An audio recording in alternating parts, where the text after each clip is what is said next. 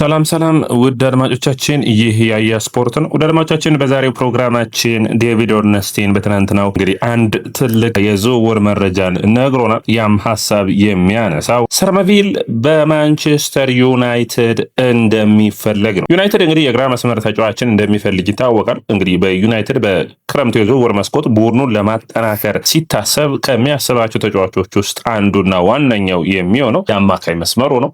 ከአማካኝ መስመሩ ጎን ለጎን ደግሞ ሶስት የአማካይ መስመር ተጫዋቾች ይመጣሉ ተብሎ ይታሰባል። የግራ መስመሩና የግራ መስመር የማጥቃቱ ቦታው ላይ የሚጫወት ተጫዋች ይፈልጋሉ። እንግዲህ ባለፉት ቀናቶች የማታስ ፈርናንዴዝ ዝውውር ጉዳይ ዩናይትድን መምረጡና በሂደቱ ጥሩ እየሄደ ያለ ዝውውር ነው። አሁን ግን በድጋሚ ሰርመቪልን ይፈልጋሉ ዩናይትዶች። እንግዲህ ለሁለቱ ተጫዋቾች ምን ያክል ገንዘብ ያወጣሉ የሚለው ትልቅ ጥያቄ ቢሆንም ዌስትሃም 140 ሚሊዮን ፓውንድ የሚጠብቅ ይሆናል ከሁለቱ ተጫዋቾች። ይህ ትንሽ የሚያስቸግር ይመስለኛል። ነገር ግን ድርድር ተደርጎ 70 እስከ 50 ሚሊዮን ፓውንድ አትሊስት 120 ሚሊዮን ፓውንድ ሁለቱን ተጫዋቾች የሚያገኙ ከሆነ በጣም ጥሩ እይታን ያመጣል ብዬ አስባለሁ። ሰርመቪል ወደ አድማቻችን ለዌስትሃም ብቻ ሳይሆን ያለው ፖቴንሻል ያለው አቅም ያለበት የእድሜ በጣም ጥሩ የሚባል ላይ ነው። እንግዲህ ሰርመቪል 24 ዓመቱ ላይ ይገኛል። ጥቅምት ሲመጣ 25 ዓመት የሚሞላው ይሆናል። ክሪስቲያኮ ጂልቤርቶ ሳቪየላ ሰርመቪል ይባላል። ሮተርዳም ኔዘርላንድ ነው የተወለደው። ሜትር ከ72 ነው ቁመቱ። ቀኝ እግሩ ነው በደንብ በሚገባ የሚጠቀመው። የግራ መስመር ተመራጭ ቦታው ነው። አሁን ዩናይትድ በተለይ በኔ እይታ በማጥቃት መስመሩ ላይ አማድና እንዲሁም ደግሞ በሚንቦሞ በቀኝ መስመር ላይ እንዳሉ የግራ መስመር ላይ ማቲያስ ኩኛ ተችላይን ዊንገር አይደለም። ያ ማለት ከጎን እየመጣ መስመሩን ጠብቆ የሚጫወት ስላሉ ይሄኛው ተጫዋች ተችላይን ዊንገር ነው። ኢንቨርትድ ዊንገር መሆን የሚችል ነው። በአጠቃላይ ዩናይትድ ላለበት ለእንግሊዝ ፕሪሚየር ሊግ ለአውሮፓ ቻምፒዮንስ ሊግ ለመፎካከር በጣም ወሳኝ የስኳድ ጥልቀት ያስፈልገዋል። አርሰናል በዘንድሮ የውድድር ዓመት የተሻለ የሆነውና በሁሉም ውድድሮች ውጤታማ ሊሆን የቻለው በስኳድ ጥንካሬው ነው። አሁን ዘመናዊ እግር ኳስ ተለውጧል። በእያንዳንዱ ቦታዎች ሁለት አንዳንድ ቦታ ላይ ደግሞ 2-3 ተጫዋቾች ያስፈልገዋል እና ይህንን ቦታ ለማሟላት ሰርመቪል ተመራጭ ይሆናል ተብሎ ይታሰባል። በኔ እይታ በዘመናዊ እግር ኳስ አሁን ባለው ዋጋ መሰረት 50 ሚሊዮን ፓውንድ ለቤንች ጥሩ የሚባል ዝውውር ነው።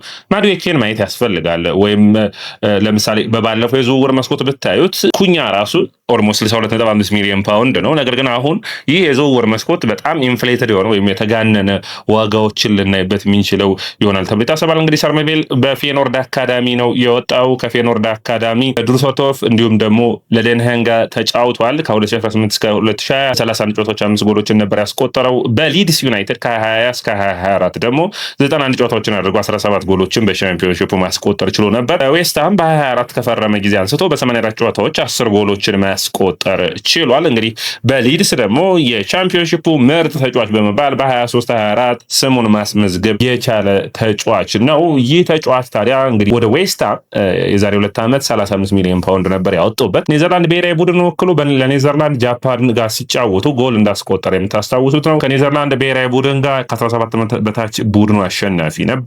የቻምፒዮንሺፑ ምርጥ ተጫዋች ተብሏል። ከዛ ውጭ ከዌስትሃም ጋር ደግሞ ጥሩ ፐርፎርማንስን ማሳየት የቻለበት እንደነበር የሚታወቅ ነው። እንግዲህ በአጠቃላይ ስለ ተጫዋቹ ስናነሳ ጎልና እንዲሁም ደግሞ አሲስቶቹን መጨመርና ከፍ ማድረግ ያለበት ይመስለኛል በቁጥራዊ መረጃ ደረጃ ስታዩት። ምክንያቱም በዘንድሮ የውድድር ዓመት እንኳን 5 ጎል እና 2 አሲስት ብቻ ነው ያሉት። ይህንን ማሻሻል የሚያስፈልገው ይመስለኛል። አምና 1 ጎል እና 1 አሲስት ነው የነበረው። በጉዳት የተቸገረበት ነበር። የእሱ በጣም ጥሩ የውድድር ዓመት ነው ያሳለፈበት።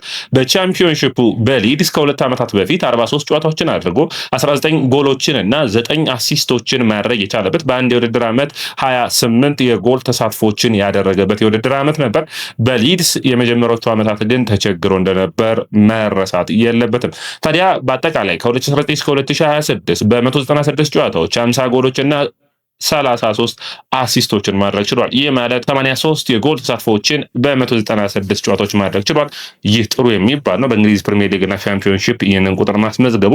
ነገር ግን ከዚህ ብቃቱ ከፍ ማለት ሲችል ነው ለዩናይትድ ጥራቱን ማሻሻል የሚችለው። በኔ እይታ ዩናይትድ ከቤንች እየተነሳ በሚገባ በአካል ብቃቱ በብዙ ነገር የፕሪሚየር ሊግ ልምድ ያለው ተጫዋችን ማግኘት የሚቻል ይሆናል ብዬ አስባለሁ።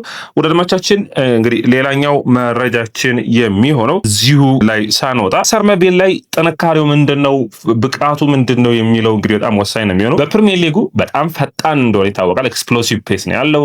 ድሪብል ማድረግ ላይ የተዋጣለት ነው። ድሎችን መፍጠር ላይ በጣም ጥሩ የሚባል ነው።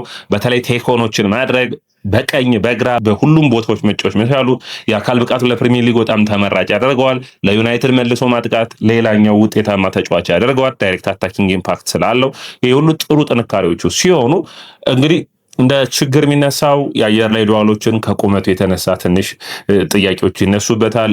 የመከላከሉን የሚያግዝበት መንገድ ሌላ ጥያቄ የሚነሳበት ነው። አጨራረሱንም ኮንቨርዥን ሬቱ 10% ነው። ይህንንም ማሻሻል የሚያስፈልገው ይሆናል። ነገር ግን ማደግ የሚችል እንዲሁም ለቤንችነት ውጤታማ ሊሆን የሚችል ብቃት እዚህ ተጫዋች ላይ በሚገባ ይታያል። ውሳኔዎቹንም ማሻሻል ያስፈልገዋል። ለምሳሌ ሰርሜቬል በ90 ደቂቃ ውስጥ ጎል አሲስት ለማድረግ ለምሳሌ በምታዩበት ጊዜ ከጀራርድ ቦውን ከቡድን አጋሩ ማለት ነው ጋር ብታዩት ራሱ ልዩነቱ ጀራርድ ቦውን 0.32 ነው፣ የእሱ 0.18 ነው። ይህ በጣም መሻሻል የሚጠበቅበት ነው። አሲስት የሚያደርግበት ጥሩነቱ ድሪብል ያደርጋል። ዩናይትድ ደግሞ ድሪብለር ያስፈልገዋል ብዬ አስባለሁ። ኩኛ ድሪብል የሚያደርግ አይነት ተጫዋች አይደለም አይደለ? ከመስመሮች የተነሳ ስፔሶችን ሲያገኝ ከሳጥን ውጭ ሹት የሚያደርጋቸው ኳሶች ውጤታማ የሚያደርጉት ቢሆኑ ነገር ግን በተለያዩ ሁኔታዎች ደግሞ የመሻሻል ፐርፎርማንስን ከኩኛ የሚጠበቅ እንደሆነ ይታወቃል። ቴካዌዎቹ በጣም ጥሩ ነው የሚመቸው። ድሪብል የማድረግ ፕሮግሬሽኑ በጣም ጥሩ የሚባል እንደሆነ ይታወቃል። እንግዲህ ለዌስትሃም ጥሩ የሚባል ነው። ለዩናይትድስ እንዴት ይሆናል የሚለው ከፍተኛ የሆነ ጥያቄ ውስጥ መግባት ያለበት ይመስለኛል። የዩናይትድ የቀጣይ ዓመት የማጥቃት መስመር ግን ሲታሰብ በኔ እይታ 2-3 ሀሳቦች መነሳት ይጠበቅባቸዋል። አንደኛ በጆሹዋ ዘርክዚ ቦታ ተጫዋችን የሚያስቡ ከሆነ ዘርክዚ የሚለቅ ከሆነ ለምሳሌ ሰርሜቬልን የሚያገኙ ከሆነ ምቦሞና ኩኛ ሀስተኛ 9 ቁጥር ሆኖ መጫወት መቻላቸውን በመጠቀም ሰርመቬል ሁለቱን መስመሮች ስለሚሸፍን ዶርጉንም መስመሮችን መሸፈን የሚችል ተጫዋች ነው። ስለዚህ ዶርጉ፣ አማድ፣ ሰርመቬል ይዘ በመስመሮች ማለት ነው፣ ኩኛም ሚንቦሞ፣ ከዛ ውጭ ሴስኮን ይዘ 6ቱ የማጥቃት አማራጮች ውጤታማ ዩናይትድን ሊያደርጉት የሚችሉበት አቅም ይኖራል። ነገር ግን የዩናይትድ ደጋፊዎች ትልቁ ጥያቄ የሚሆነው ጥሩ ሰፊ ስኳድ ያስፈልገዋል። አምና አርሰናል እንዳደረገው ዩናይትድን ዘንድሮ በገፍ ተጫዋቾችን መግዛት ይጠበቅበታል። ስኳዱን ማስፋት መቻል ተጫዋቾች በቤንች በጉዳት የምትቸገርበትን ጊዜ ማሸነፍ የምትችልበት ነው የሚሆነው። ዩናይትድ ከረጅም ጊዜ ቆይታ በኋላ ነው ወደ አውሮፓ ቻምፒዮንስ ሊግ የሚመለሰው። ያ ማለትም ማለት ነው በአውሮፓ ቻምፒዮንስ ሊግ ላይ በሚገባ ማለት ነው እንጂ ባለፉት ዓመታቶች ተሳትፏል። ነገር ግን ሩብ ፍጻሜ፣ ግማሽ ፍጻሜ ለመድረስ ስኳዱ ጠንካራ መሆን ይጠበቅበታል። ያንን ከማይክል ካሪክ ስብስብ ማድረግ ያስፈልጋል። ካራባኦ ካፕና ኤፍ ኤ ካፕ ላይም ጠንካራ ተፎካካሪነት ያስፈልጋል። የእንግሊዝ ፕሪሚየር ሊግ ላይም ጠንካራ ተፎካካሪነት የሚያስፈልግ ይሆናል። ይህንን ሁሉ ለማሟላት ግን ካሪክን ሙሉ ጥሩ ስኳድ ካልሰጠ ነው መገመትና እንዲሁም ደግሞ መተንበይ የምንችለው ይሆናል ብዬ አላስብም። እዚህ ጋር ትንሽ መታሰብ የሚጠበቅበት ይሆናል። እንግዲህ ሰርመቬልን ማግኘት በተለይ ማቲያስ ፈርናንዴዝ እና ሰርመቬልን የሚያገኙ ከሆነ ዩናይትዶች በጣም በዝውውር መስኮቱ ቀደም ብሎ ጥሩ ተጫዋቾችን የሚያስፈርሙ ይሆናል ማለት ነው። በጥሩ አቅም ደረጃ የሚገኙ በጠንካራ ሰራተኝነታቸው የሚታወቁ የማርከስ ራሽፎርድ ዝውውር ብቻ ሰርሜቬልን ዝውውር በሚገባ ማገዝ የሚችል ነው። 40 ሚሊዮን ፓውንድ 40 ሚሊዮን ዩሮ ድረስ 34 ሚሊዮን ፓውንድ ዩናይትዶች የሚያገኙ ከሆነ እዛ ላይ 16 ሚሊዮን ፓውንድ መጨመር ሰርሜቬልን ማምጣት ውጤታማ የሚያደርግ ነው የሚሆነው።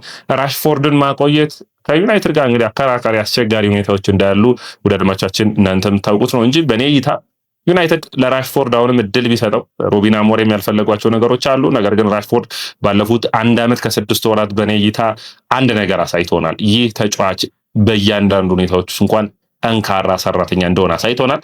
ለዩናይትድ ቢጫወት ደሞዙን ቢቀንስና ቢስማማ በጣም እኔ ጥሩ የሚባል ነው።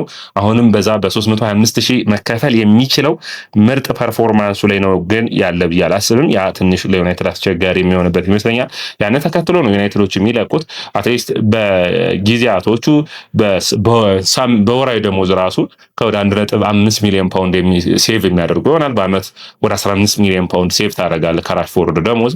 ይሄ አሁን ሰርመቪልን ብታመጣው ከ80,000 90,000 በላይ አትከፍለውም። ያ ውጤታማ ያደርገዋልና ዩናይትዶች ይህንን ሁሉ አስበው ነው እንደዚህ አይነት ውሳኔዎች ውስጥ የሚገቡት። እንግዲህ ትልቁ ጊዜያቶች ከዩናይትድ የዝውውር መስኮት ይጠበቃል።